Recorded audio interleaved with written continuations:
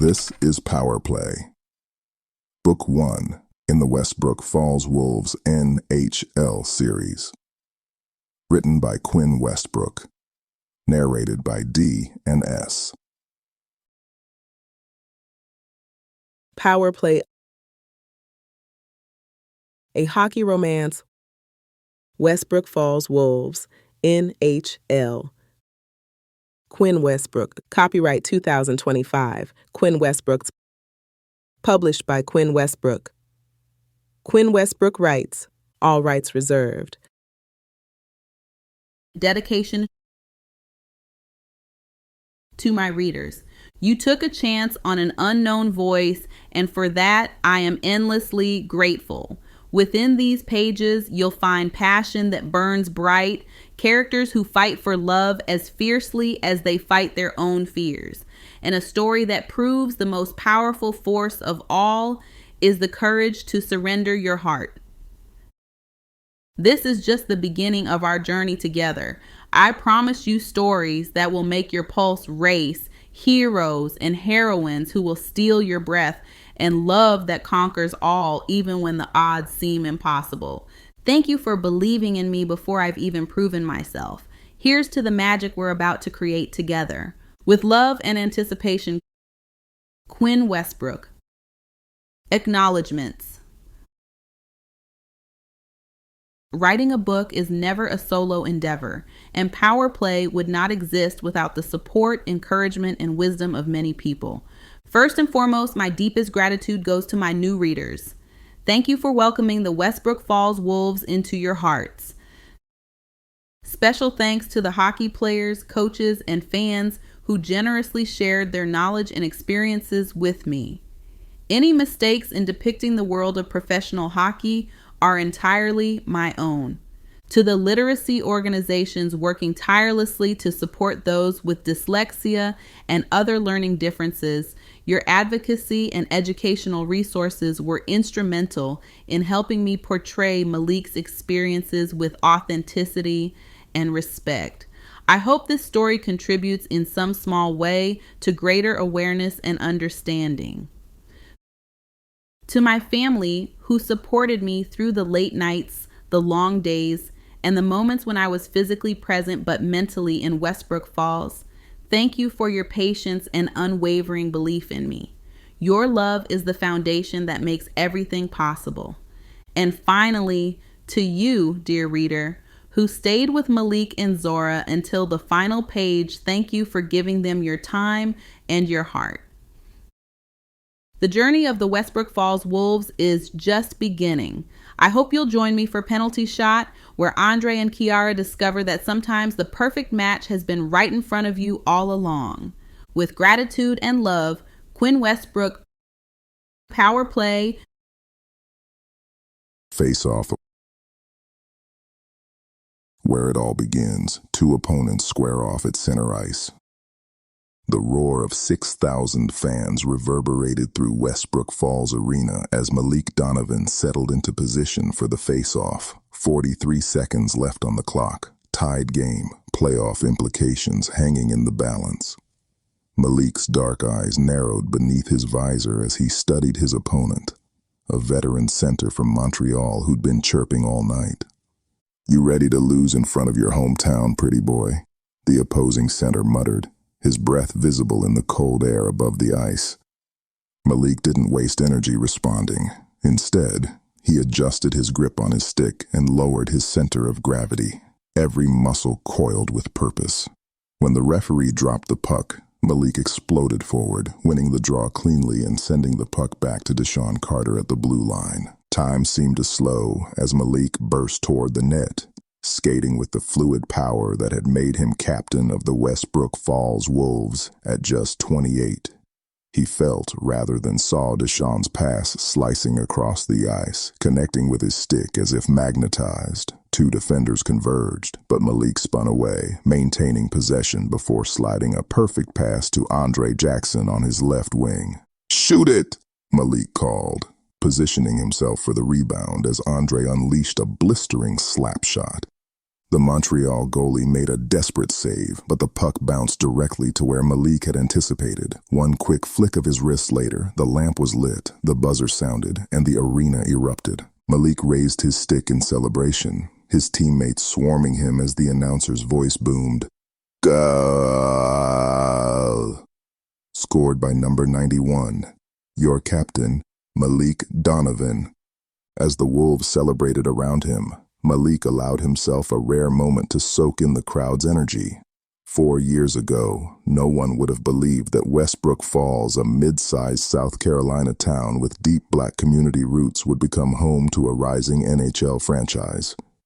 Yet here they were, fighting for a playoff spot in just their 3rd season. His gaze swept across the stands, taking in faces that reflected the town's rich heritage. Children wearing his jersey, parents who'd never considered hockey their sport, now on their feet cheering. Elderly couples who remembered when this arena site had been the old cotton mill where their parents had once worked. This moment was bigger than hockey. This was about a community finding new ways to celebrate itself while honoring its past. Coach Johnson clapped him on the shoulder as he returned to the bench. "That's why you wear the C, son." Across town, Zora Washington barely registered the distant roar that meant the Wolves had likely scored. Her attention was focused on the small gathering of children seated in a semicircle on colorful cushions in the children's corner of Binding Pages, her independent bookstore in downtown Westbrook Falls. "And what do you think happens next?" she asked, holding up the picture book so the children could see the illustrations. "The dragon's gonna make friends with the princess," a little girl with beaded braids declared confidently. "Maybe," Zora smiled, turning the page with a dramatic flourish that made the children lean forward in anticipation. At 32, Zora had mastered the art of commanding a room with quiet confidence. Her locks were pulled back in a stylish updo, her burnt orange jumpsuit complementing her deep brown complexion. The simple gold hoops in her ears had been a gift from her grandmother when she'd first opened the store 3 years ago. From the back of the reading area, 8-year-old Jamal, her son, caught her eye and tapped his watch. Zora nodded slightly, acknowledging that story time needed to wrap up soon. "Let's find out if Amara is right about the dragon," Zora continued, projecting her voice just enough to hold the children's attention without disturbing the handful of adult customers browsing the shelves. After finishing the story and helping the children select books to check out, Zora made her way to the counter where Layla, her assistant, was ringing up purchases. "Good crowd today," Layla remarked, carefully wrapping a customer's books in the store's signature purple tissue paper. "And we've already had 3 calls about the Black History Month display you're planning. People are excited." "That's because last year's was fire," Jamal chimed in, appearing at Zora's side with his backpack already on. "Mom got real authors to come and everything." Zora smiled, ruffling her son's close-cropped hair. "And this year will be even better." She checked her watch, nearly 6 o'clock. "Let me just close out the register, and we can head upstairs for dinner." The bell above the door chimed, and Mayor Grace Williams swept in, impeccably dressed as always in a tailored pantsuit, her silver-streaked hair framing a face that had seen Westbrook Falls through decades of change. "Zora, honey, tell me you've heard the news," the mayor said, bypassing the usual pleasantries. "About the Wolves winning?" "I heard the cheers," Zora replied, continuing to count the day's receipts. "Not just winning, child. About the new community program." Mayor Williams settled against the counter, her expression alight with excitement. "The team's launching a literacy initiative. Players will be conducting reading events at local businesses throughout the spring." Zora's hand stilled. "That's wonderful for the community, but nothing. I've already put in a word that Binding Pages should be first on their list." The mayor looked entirely too pleased with herself. "Think about it, the exposure, the foot traffic, and that handsome captain of theirs with all those children. The photos alone will be worth it." Jamal's eyes widened. "Malik Donovan? Here? Mom, That would be so cool. Zora maintained her composure, though her mind was already calculating the logistical challenges. When would this start? Details coming next week, but I wanted you to hear it from me first. Mayor Williams squeezed her shoulder. This is good for everyone, Zora. The team connects with the community. The children get excited about reading, and black businesses like yours get the spotlight they deserve. After the mayor left, Zora locked the front door and flipped the sign to closed.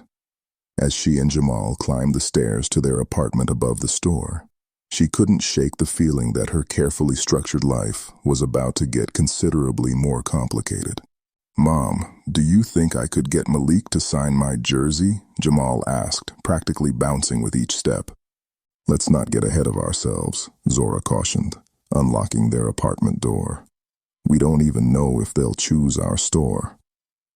But as she moved around their cozy kitchen preparing dinner, she found herself wondering what Malik Donovan, a man whose image was plastered across half the billboards in town, was really like off the ice, and why the thought of finding out made her stomach flutter in a way it hadn't in years. Penalty box. When forces collide and someone must sit out for their actions, Malik shifted uncomfortably in his seat as Coach Johnson outlined the community outreach program to the assembled players in the Wolves' state-of-the-art conference room at their Riverview District training facility. The sleek space with its floor-to-ceiling windows overlooking the practice rink usually felt like a second home, but today Malik found himself wishing he could escape to the ice instead. Each of you will be assigned to a local business for a series of reading events with children, Coach explained, his deep voice commanding respect without raising its volume. This isn't just a photo op, gentlemen. This is about connecting with the community that supports you. Kiara Bennett, the team's PR director, stepped forward, her professional demeanor as impeccable as her tailored blazer and natural hair styled in a sleek bob. We've selected businesses that reflect Westbrook Falls culture and diversity. The assignments are in your folders. Malik opened his folder with a growing sense of dread. He'd been hoping for the sports equipment store or maybe the community center somewhere he could demonstrate something physical alongside whatever reading was required. Instead, he saw Binding Pages Bookstore printed in bold letters at the top of his assignment sheet. A bookstore, of all places. "Something wrong, Captain?" Andre Jackson asked from beside him, noticing Malik's expression. Malik quickly schooled his features into neutrality. Nah, just thinking about scheduling. It wasn't entirely a lie. He was thinking about how to schedule his way out of this particular assignment. As the meeting wrapped up, Malik lingered, waiting until the other players had filed out before approaching Kiara. "About this bookstore assignment," he began carefully. Kiara looked up from her tablet, one perfectly arched eyebrow raised. Binding Pages is one of the most respected Black-owned businesses in town, Malik. The owner, Zora Washington, has done incredible work promoting literacy in underserved communities. "I'm not questioning the choice of business," Malik clarified. "I'm just wondering if I might be better suited elsewhere. Maybe switch with Deshaun or Andre." "The captain of the team needs to set the example," Kiara replied firmly. "Besides, Mayor Williams specifically requested you for this location." She softened slightly, noting his discomfort. "It's reading to kids, Malik. You face 250-pound defensemen trying to take your head off. How hard can this be?" If only she knew. "Mom! Mom! Look!"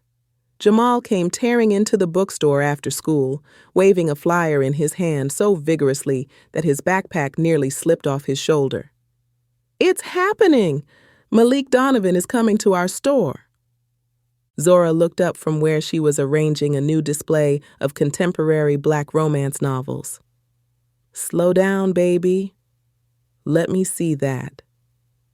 The glossy flyer confirmed what Mayor Williams had hinted at days earlier. The Westbrook Falls Wolves Community Reading Initiative would indeed be launching at Binding Pages, with team captain Malik Donovan scheduled for the first event the following Tuesday afternoon. "Is it true?" Layla asked, peering over Zora's shoulder.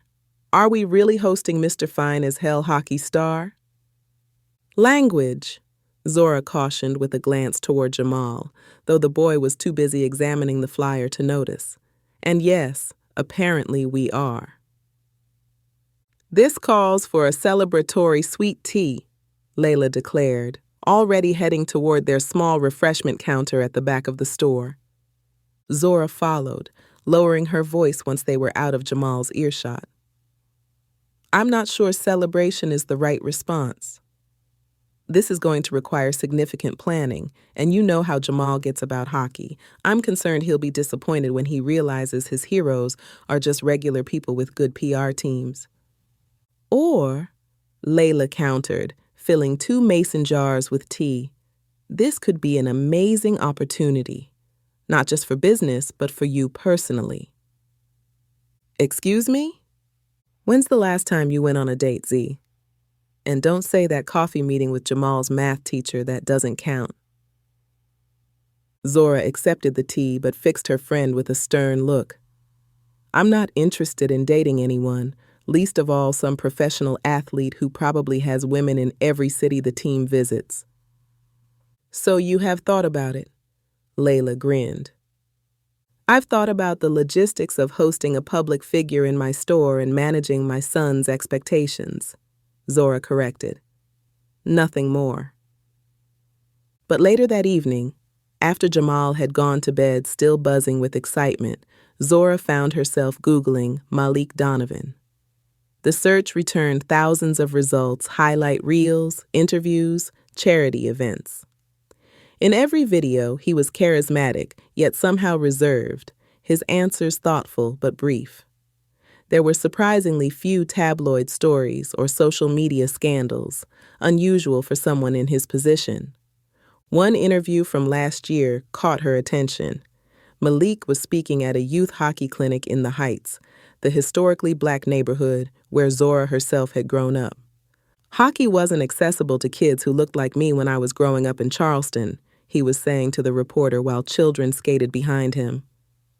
"So being able to change that narrative here in Westbrook Falls means everything." Despite herself, Zora felt a twinge of respect.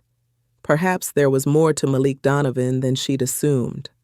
The morning of the reading event, Malik arrived at Binding Pages 45 minutes early, hoping to get a feel for the space before it filled with children and cameras. He'd spent hours the previous night practicing the short children's book Kiara had selected, recording himself reading it aloud, then listening back with growing frustration at each stumbled word. The store was quieter than he expected, with just a few customers browsing the shelves. The interior was warm and inviting, exposed brick walls lined with well-organized bookshelves, comfortable seating scattered throughout, and a children's area in the back corner with colorful cushions and low tables. The scent of cinnamon and old books permeated the air. Malik was examining a display of local authors when a voice behind him asked, "Can I help you find something?" He turned to find himself face to face with a woman whose presence immediately commanded his attention. She was slightly shorter than him, with locks pulled up in an elegant style, wearing a forest green wrap dress that complemented her dark skin. Her expression was professional but wary, her posture confident. "You must be Malik Donovan," she continued when he didn't immediately respond. "I'm Zora Washington, the owner." Malik extended his hand, regaining his composure. "Nice to meet you. I hope I'm not too early." "Actually, your timing is perfect. We can go over the setup before everyone arrives." Her handshake was firm, her palm warm against his. "This way." As he followed her toward the back of the store, Malik found himself noticing details, the graceful way she moved between the bookshelves, the subtle scent of her perfume, how she greeted each customer by name as they passed. We've arranged the reading area to accommodate about 20 children, Zora explained, gesturing to the expanded semicircle of cushions. The team's photographer can set up there, and we've notified parents about media presence. Her efficiency was impressive, if a bit intimidating. Malik was used to people being either starstruck or overly familiar around him. Zora Washington was neither. "Have you done many of these events?" he asked, trying to gauge her expectations. "Reading events?" "Several times a week." Her eyes met his directly. "With hockey players?" "You're the first." Before Malik could respond, a young boy burst through the back door, skidding to a stop when he spotted them. He was wearing a Wolves jersey, Malik's number 91, and his eyes widened to the size of hockey pucks. "Mom!" "He's here early," the boy exclaimed, seemingly frozen in place. Zora's expression softened immediately. "Jamal, what have I told you about running in the store?" To Malik, she added, "This is my son, Jamal."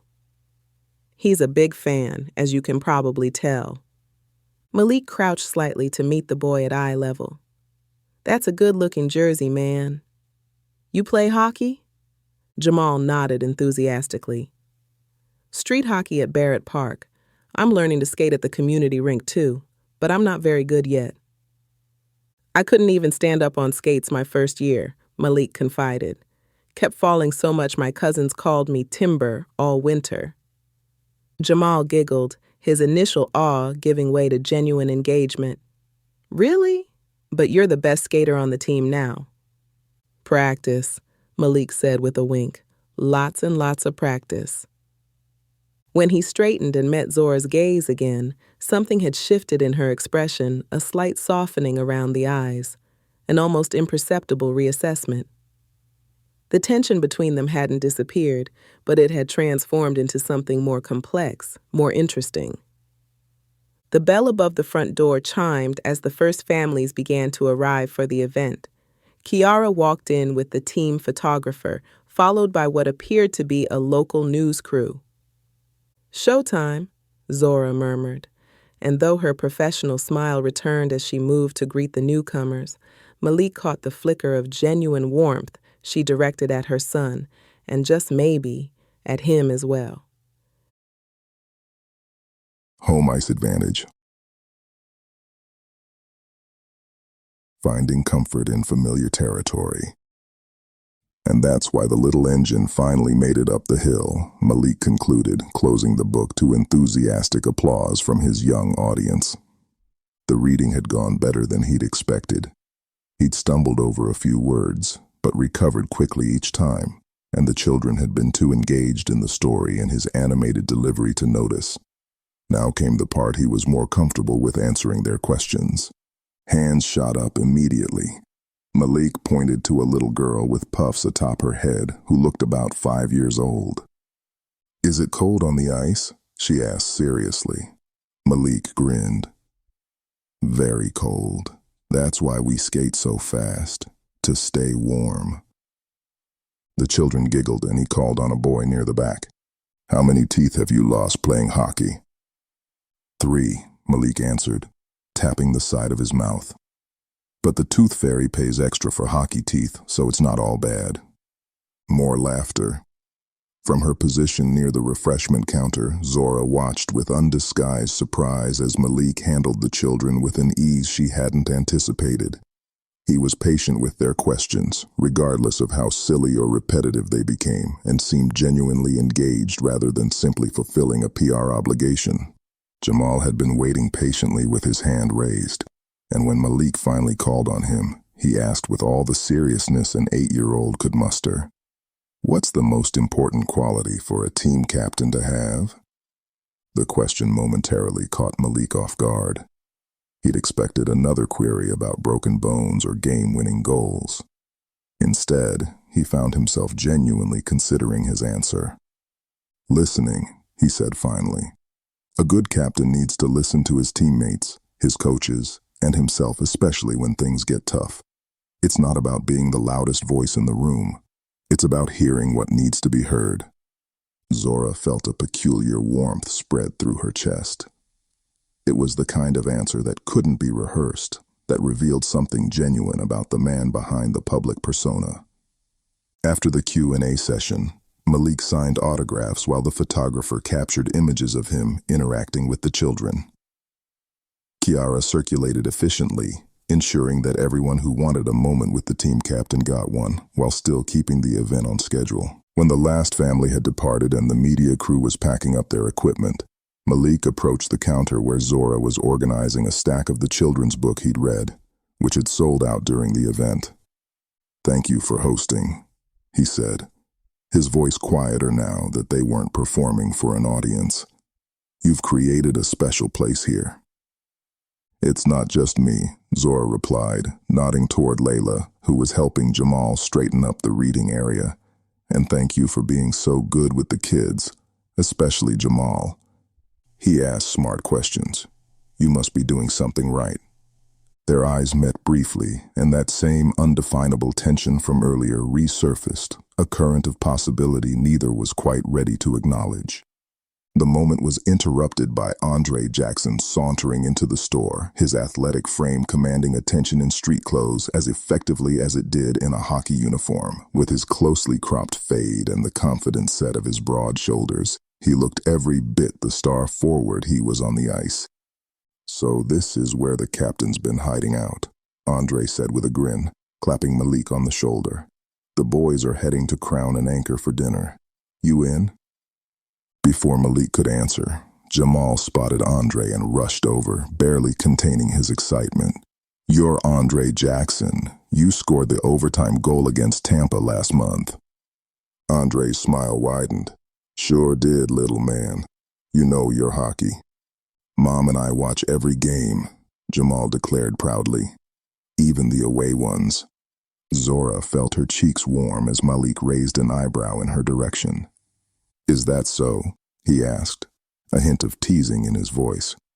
"For Jamal's sake," she clarified quickly. "He's the fan." "Uh-huh," Andre said, looking between them with growing amusement. "Well, Ms. Washington, you should bring the little man to practice sometime. Players' families come on Thursdays." "We're not," Zora began, but Andre was already moving toward the door. "Think about that dinner, Captain," he called over his shoulder. "Don't keep the boys waiting too long."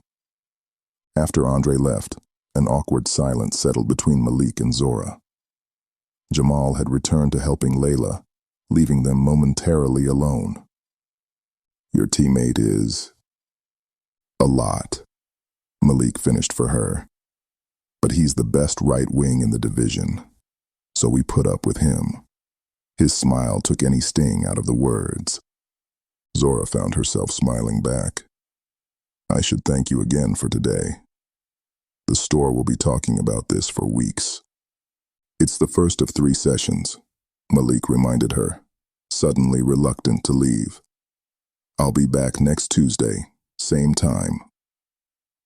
"Right," Zora nodded, trying to ignore the flutter of anticipation the reminder triggered. "Well, don't let me keep you from your team dinner." Malik hesitated, then reached for one of her business cards from the holder on the counter. "In case I need to reach you before then." "About the event," he added quickly. "Of course," Zora replied, equally quick, "for planning purposes." As Malik finally left the store, Kiara winked at Zora and fell into step beside him on the sidewalk. "That went better than expected," she remarked. "The photos are great, and the local news piece should air tonight." "Good," Malik said, his mind still inside the bookstore with its cinnamon scent, and the woman whose genuine smile he'd glimpsed only briefly. "Earth to Malik." Kiara waved a hand in front of his face. "I said we need to prep for next week's session. I was thinking something more interactive, maybe." "I trust your judgment," Malik interrupted. "Whatever you think is best for the kids. And maybe," he didn't add, for creating more of those moments when Zora Washington looked at him not as Malik Donovan, hockey star, but simply as a man who might be worth getting to know. Later that evening, After Jamal had finally fallen asleep surrounded by his newly autographed Wolves memorabilia, Zora curled up on her living room sofa with a glass of wine and allowed herself to replay the day's events. The ringing of her phone interrupted her thoughts. Seeing her best friend's name on the screen, she answered with a smile. "Hey, Kiara." "Don't, hey Kiara me," came the immediate response. "I just left your bookstore, watched our team captain practically trip over his own feet looking back at you, and you didn't even text me." Zora laughed despite herself. "I've been a little busy running a business and raising a child, Kay. Besides, you're exaggerating." "Am I though? Because I've known Malik Donovan for 3 months, and I've never seen him get flustered around a woman. Until today." "He wasn't flustered," Zora protested, though a small part of her hoped Kiara was right. "He was probably just nervous about the reading." Malik Donovan, nervous? The man who scored the game-winning goal in the division finals with 3 seconds left on the clock? Please. Zora sipped her wine, unwilling to admit even to her oldest friend how much she'd enjoyed watching Malik with the children, or how his genuine interest in Jamal had stirred something protective and warm inside her. "How did you end up working for the Wolves anyway?" she asked, deliberately changing the subject. "Last I heard, you were headed to Atlanta for that PR firm job." "The universe had other plans," Kiara replied, allowing the diversion. "The Wolves GM saw the campaign I did for that tech conference and reached out. 3 interviews later, here I am, wrangling hockey players and apparently playing matchmaker." "There's no match to make," Zora insisted. "He's a client, essentially. The store is hosting his reading events. That's it." Kiara hummed skeptically. "Well, as the team's PR director, I'll be at all 3 events. Plenty of time to watch this professional relationship develop." After they hung up, Zora refilled her wine glass and walked to the window overlooking downtown Westbrook Falls. The streets were quiet now, most businesses closed for the night. In the distance, she could make out the illuminated dome of Westbrook Falls Arena, where Malik Donovan had become a hometown hero. Her phone buzzed with a follow-up text from Kiara. "Also, lunch tomorrow. Miss Pearl's at 1. I need some FaceTime with my bestie now that I'm back in the WF for good." Zora smiled, still getting used to having Kiara back in her daily life after years of their friendship existing primarily through texts and occasional visits. They'd been inseparable since 3rd grade at East Point Elementary, remained roommates through college at South Carolina State, but diverged when Kiara chased her PR dreams to Atlanta while Zora returned home pregnant with Jamal. For 6 years, their friendship had survived on video calls and Kiara's holiday visits. Then 3 months ago, Kiara had called with unexpected news. She'd been hired as the Wolves' PR director and was moving back to Westbrook Falls. The reunion had been emotional, with Kiara immediately slipping into the role of honorary aunt to Jamal and confidant to Zora. "If someone had told me we'd both end up back in Westbrook Falls with you running a bookstore and me wrangling hockey players, I'd have laughed them out of the dorm," Kiara had said during their first dinner together after her return. What neither of them could have predicted was how their professional worlds would collide through the reading program, or through Malik Donovan. When Kiara had first mentioned the team captain would be assigned to binding pages, she'd casually added, "He's one of the good ones, Z. Quiet, thoughtful, nothing like what you'd expect from a pro athlete." Now, as Zora typed back, "Miss Pearl's at 1. Bring gossip and appetite." She wondered if her friend had suspected even then that Malik might be more than just another community program participant in Zora's carefully ordered life. She'd built her life carefully after Jamal's father had left, focusing on her son, her store, her community. There was no room in that carefully constructed existence for complications, especially not in the form of a man whose life was played out in the spotlight and whose career could take him anywhere at any moment. And yet, as she remembered the gentle way Malik had spoken to her son and the unexpected depth in his eyes when he thought no one was watching. Zora couldn't quite convince herself that keeping her distance would be as simple as she'd initially believed. Interference. When outside forces disrupt the play, Malik scrolled through the Westbrook Falls Gazette's website on his phone, frowning at the headline, PR Play, Wolves Community Program Questioned. The article, written by sports columnist Trevor Reynolds, suggested that the team's reading initiative was nothing more than a transparent attempt to boost ticket sales in minority communities. The optics are certainly appealing, Reynolds had written. Black hockey star reads to black children in a black-owned bookstore. But one has to wonder if Malik Donovan, whose reticence with the press is well documented, is truly invested in literacy or simply following team directives. Sitting alone in his spacious Riverwalk District condo, Malik felt a familiar tightness in his chest, the same constriction he'd experienced as a child when teachers would call on him to read aloud, knowing he'd struggle where others sailed through the text. His phone buzzed with a text from Kiara. Seen the article? Ignore it. We know the truth. But did they? The truth was more complicated than either Reynolds or Kiara realized. Malik had indeed been reluctant about the reading program, though not for the reasons the columnist suspected. And after meeting Zora and Jamal, his perspective had shifted entirely. He typed a response to Kiara, all good, working on next week's book. It wasn't entirely a lie. The children's book about a young black girl learning to skate sat open on his coffee table, alongside the notebook where he'd been practicing by writing out difficult words phonetically.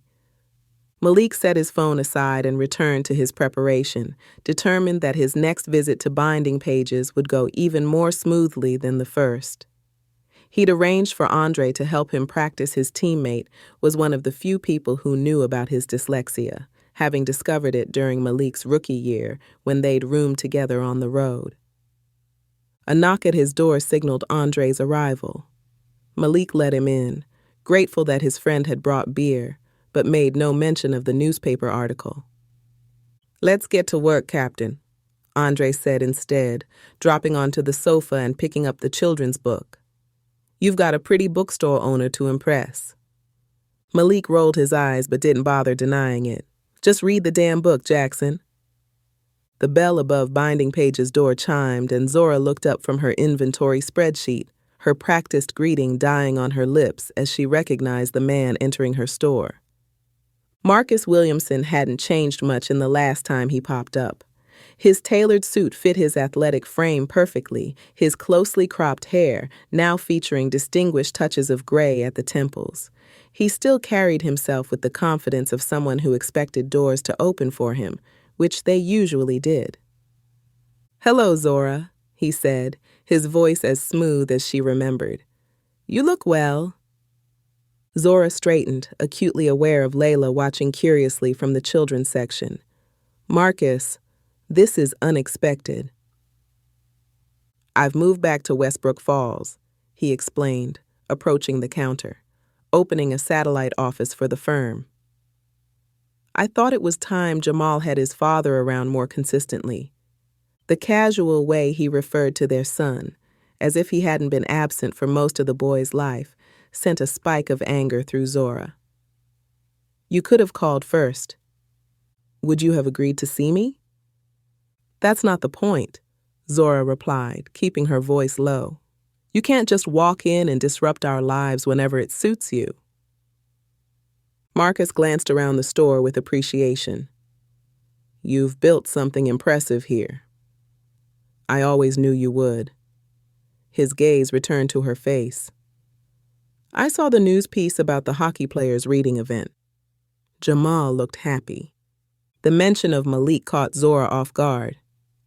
That was a community program, nothing more. Of course, Marcus nodded, though his expression suggested he wasn't entirely convinced. Is Jamal here? I'd like to see him. He's at school, where he is every Tuesday at 1 in the afternoon. Marcus checked his watch, as if only now realizing the time. Right. Perhaps I could take you both to dinner this weekend, to catch up properly. Before Zora could respond, the door chimed again, and Malik walked in, carrying a small stack of books. He stopped short when he sensed the tension, his eyes moving between Zora and Marcus. "Sorry, I'm early again," he said, clearly debating whether to retreat. "It's fine," Zora assured him quickly, perhaps too quickly. Marcus was just leaving. Marcus extended his hand to Malik. "Marcus Williamson, I'm Jamal's father." A flicker of surprise crossed Malik's face, but he recovered smoothly, shaking the offered hand. "Malik Donovan, nice to meet you." "The hockey star." Marcus smiled. "My son's quite the fan, apparently." The possessive, "my son," wasn't lost on either Zora or Malik. An uncomfortable silence followed, broken only when Layla approached with deliberate cheerfulness. "Malik, let me show you the setup for today's reading. We've made some adjustments based on the turnout last week." As Layla led Malik toward the back of the store, Marcus turned back to Zora. "I'll call about dinner." "Think about it, Zora, for Jamal's sake." After he left, Zora took a moment to compose herself before joining Malik and Layla. The last thing she needed was for her personal drama to interfere with the store's biggest promotional opportunity in months. "Sorry about that," she said as she approached. "Let's focus on today's event." Malik studied her face carefully. "Everything okay?" "Fine," Zora replied automatically, then sighed at his skeptical expression. "Marcus hasn't been in Jamal's life consistently. His appearances tend to be unpredictable." "Got it," Malik said simply, not pushing for details she wasn't ready to share. "For what it's worth, Jamal seems like a great kid." "That reflects on you, not someone who's been absent." The straightforward compliment caught Zora off guard, warming her despite her lingering tension from Marcus's visit. "Thank you." Their eyes held for a beat longer than necessary before Layla cleared her throat. "About those setup adjustments." Now at 3:30 p.m., the second reading event started well, with an even larger crowd than the first. Children and parents filled the store, many wearing Wolves jerseys or carrying team merchandise to be signed. Jamal even made a sign for the event at school today, and we hung it up once he got off the bus. Malik had just begun reading when he reached a particularly challenging page. The words began to swim before his eyes, letters rearranging themselves in that familiar, frustrating dance. He paused, taking a deep breath as he'd learned to do over the years. But the momentary hesitation stretched into an awkward silence. From the back of the store, Zora noticed his struggle immediately. Without drawing attention, she moved closer to the reading area, positioning herself where Malik could see her. When their eyes met, she gave him an encouraging nod. Malik refocused on the book, but the troublesome paragraph refused to cooperate. Just as the silence threatened to become conspicuous, Jamal, who had been sitting cross-legged at the front of the group, stood up. "Can I help turn the pages?" he asked loudly enough for everyone to hear. "Mom always lets me be her assistant during story time." The request created a natural break, allowing Malik to regroup as Jamal came to stand beside him. Together, they continued the story, with Jamal occasionally pointing to illustrations and asking questions that gave Malik time to process the upcoming text. By the end of the reading, what could have been an embarrassing stumble had transformed into a charming collaboration between Malik and his assistant. The audience was delighted. The photographer captured heartwarming images, and only Zora seemed to recognize what had actually transpired. After the event, when the store had emptied and Jamal was helping Layla reorganize the shelves, Zora found Malik sitting alone in the small reading nook near the back of the store.